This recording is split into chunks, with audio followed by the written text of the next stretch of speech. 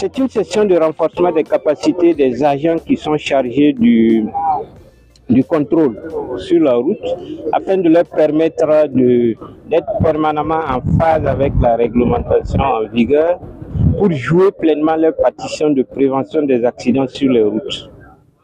Donc, il est attendu à l'issue de cette formation que les participants repartent avec des connaissances actualisées afin de pouvoir en tout cas prévenir et faire face efficacement au comportement à risque d'accident sur la route.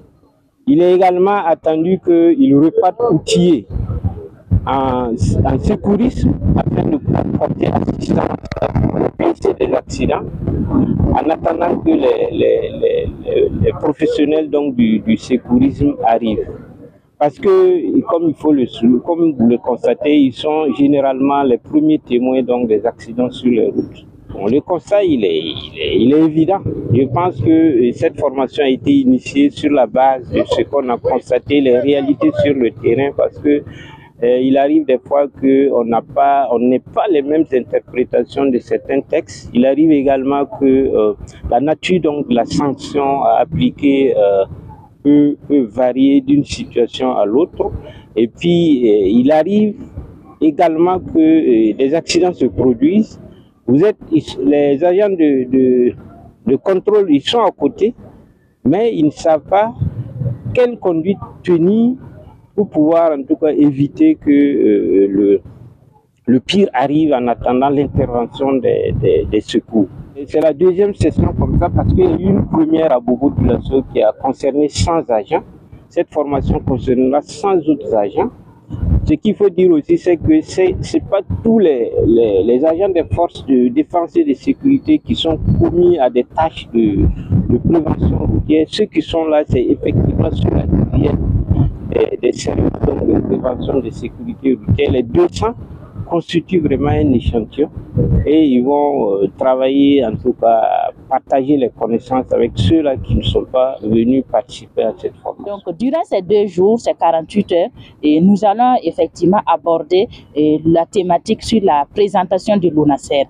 Et à travers ce module, nous allons effectivement faire ressortir les attributions de l'ONASER, la composition même du personnel de l'ONASER, puisque nous remarquons qu'il y a un personnel civil et FDS, et également les ressources de l'ONASER, ressources en termes de ressources humaines et financières et matérielles, et aussi les défis que nous rencontrons dans la mise en œuvre de nos activités et les perspectives.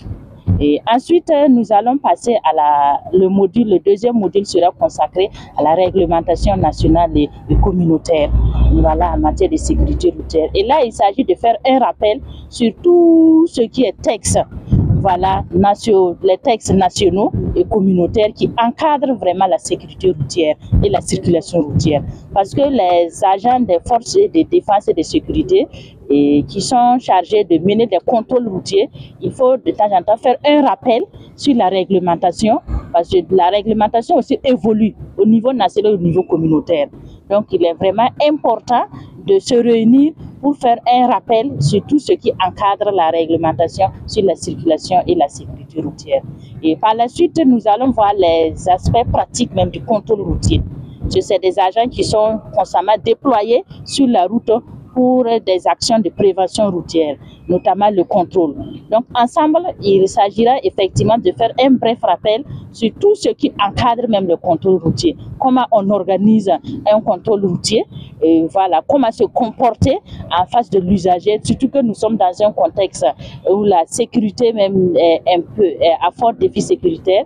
Et également, il s'agit aussi de rappeler l'agent de forces de défense de contrôle qu'il est là, c'est pour protéger l'usager de la route.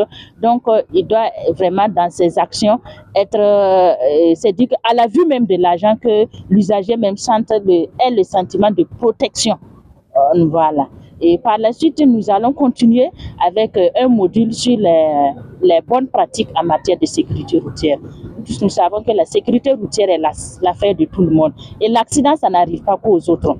Et donc, c'est des agents qui sont des acteurs de la sécurité routière. Le modèle même, je vais dire, ils doivent donner le bel exemple étant sur la route. Donc, ensemble, nous allons les rappeler les bonnes pratiques.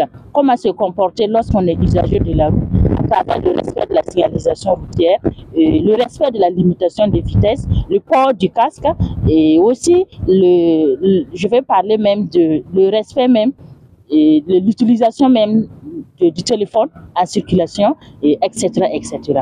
Et par la suite, nous allons aussi revenir sur un module sur le secourisme. Parce que c'est des agents qui sont constamment déployés sur la route et lorsqu'il y a un accident, c'est les premiers à être effectivement informés. Donc, ensemble, on va faire un rappel sur comment effectivement secourir, porter assistance à une victime d'accident en entendant que les agents, je vais parler, la brigade nationale des sapeurs-pompiers viennent effectivement terminer le travail.